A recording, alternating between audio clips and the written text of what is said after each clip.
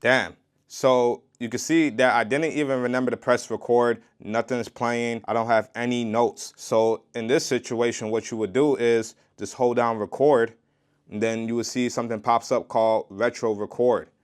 And when you press that, these are the notes that you played previously. So it will always reset after you press record. But yeah, this is definitely good for any time you just was messing around with a plugin and you forgot to press record, you could always go back to it.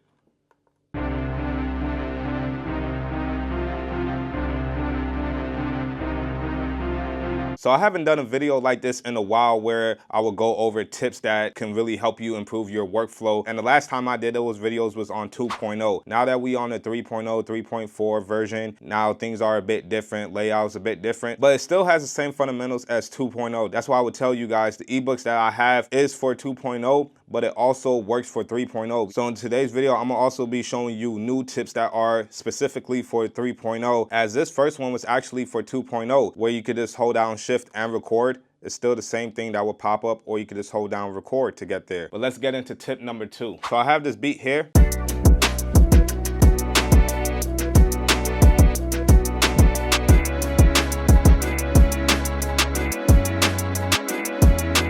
So the drums sound pretty cool, but I think it could hit a bit harder. And the way you will make your drums hit hard fast is just by going to track edit.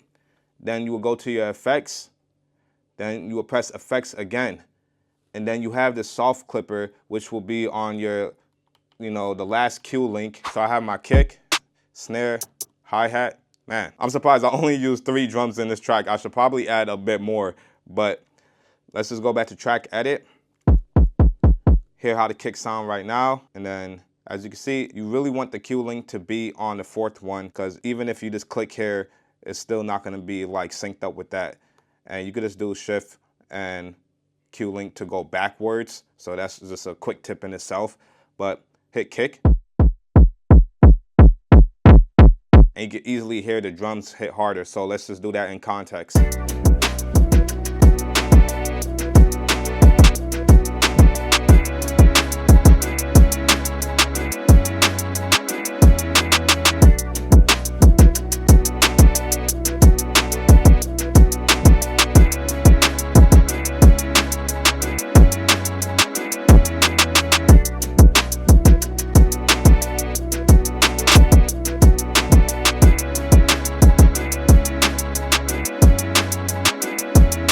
So yeah, that sounds really good. And this is a fast way to just really beef up your sounds. There's many ways that you can always make your drums hit hard. Don't think like this way is wrong or if this way is right. Like, dude, use the soft clipper. That's like the fastest option. If you want to get crazy, you can go to different saturation. All that does is just give it a different kind of warmth, a different type of timbre, I would say. Let's get into tip number 3. So let's actually go to the arranger mode. If we look at the arranger mode, let's say I just double the sequence, and let me just double it again,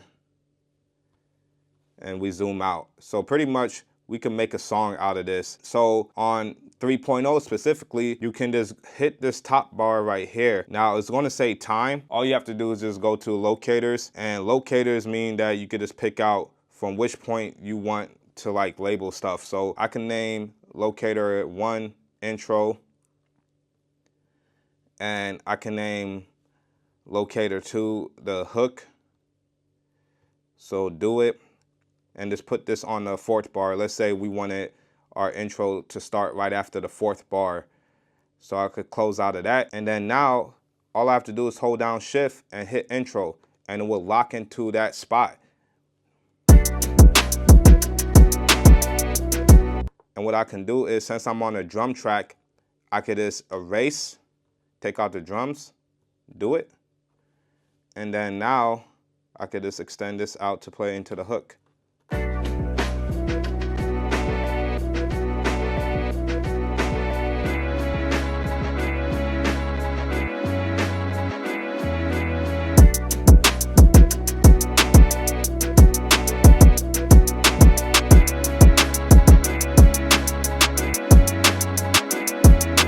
Yeah, so right here, I don't know if that was like a glitch. Oh, okay, I see what happened. You want to actually say the 5th bar, but in this instance, it still worked out.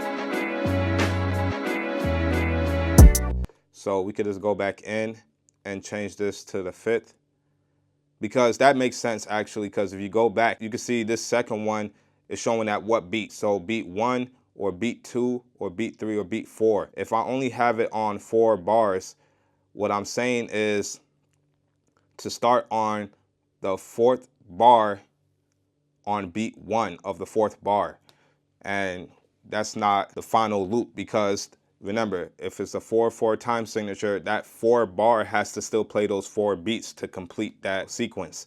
So you just want to change that to 5, and then that makes sense. And then I could still, erase the drums again.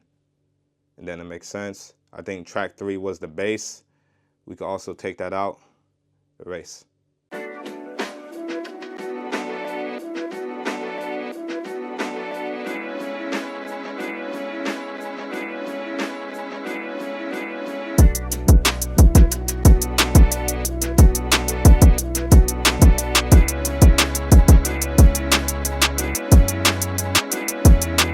Yeah, so this is definitely gonna improve your workflow. You don't need like song mode anymore. I know you guys are really like, hold on to that workflow. That was actually weird for me, to be honest, because this was more in a block sequence. Now in FL Studio, they did have kind of like that same workflow with legacy blocks, but nonetheless, I think this is more efficient because you can just double the sequence that you already have in the arranger and then use these locators to just navigate around your mix. And you can just hold down shift. I could work on a hook, and you can see the hook is always extended because there's no other locator right there. So let's say I wanted that to be the verse, I'll just put in a locator there, and then I could just work in the hook section, and then I could go back to the intro. So try using that out.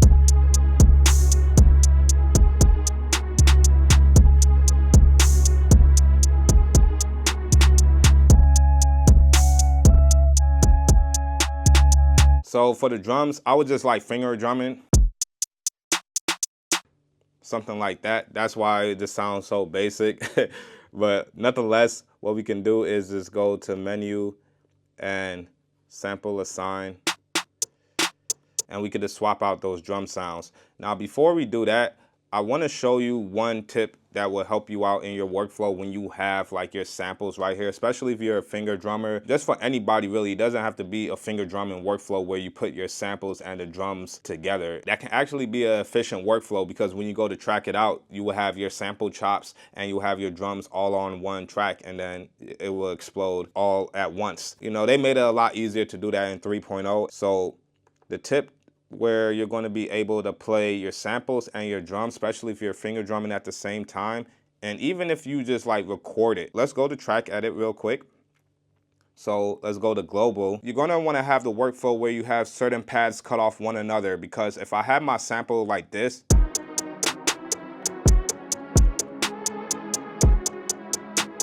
you just I haven't finger drum in a while, but you can see when I hit that second pad, it overlapped this pad. So we don't want that. We want, when I hit that pad, that this one will cut off. So the way you would do that, you can't just go to the global and put it in mono, because if you do that, you're not going to be able to play your drums at the same time. So it has to be on poly or 16. The numbers just mean the voices, like how many voices it could play out to until it cuts off again. But what we're going to do in this instance, where we just only want the pads to cut off on each other and the drums to still play polyphonic, so that the hi-hat can layer over the kick or the snare layer over at a hi-hat, but we want our samples to cut off on each other. So you could just hit this pad and go to mute group right here, 1. So this workflow is just setting up mute groups so that these pads will chop off on one another. So 1, 1. So now,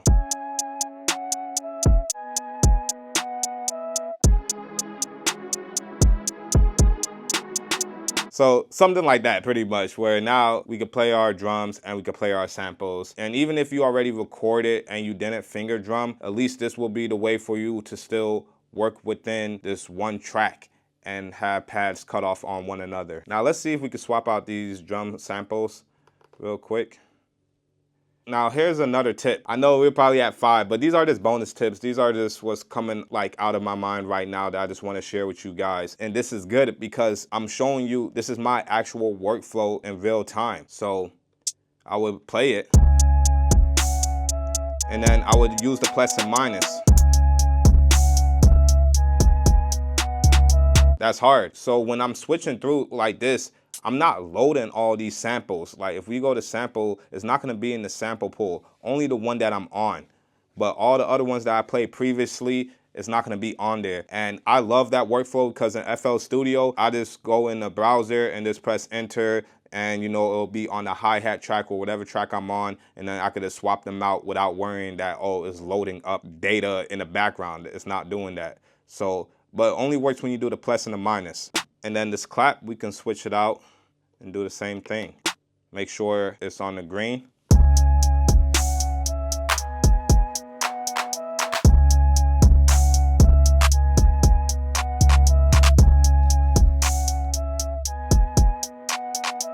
So I'm gonna actually turn this up in the mixer. So I just press mix again to go within that track. So I'm gonna just turn that up.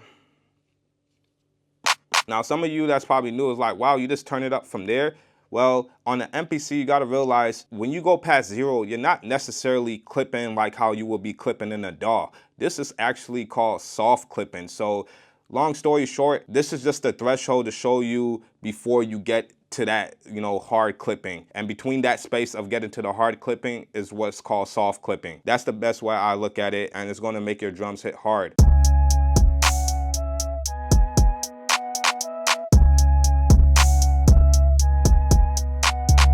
Now, obviously, we could spend more time about it, and I would have spent more time about it, but I want to show you this last tip. Last tip is when it comes to leveling. So let's say you just want to put everything to 0 real quick, and you don't want to have to do that individually, even though with the finger it's pretty fast, but you could easily just hold down shift, hit the track. At the top though, you got to hit at the top, and then you could just bring all that down at once. We could just mess with it.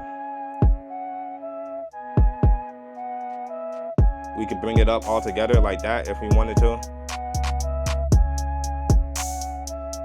And to get out of it, we just get out.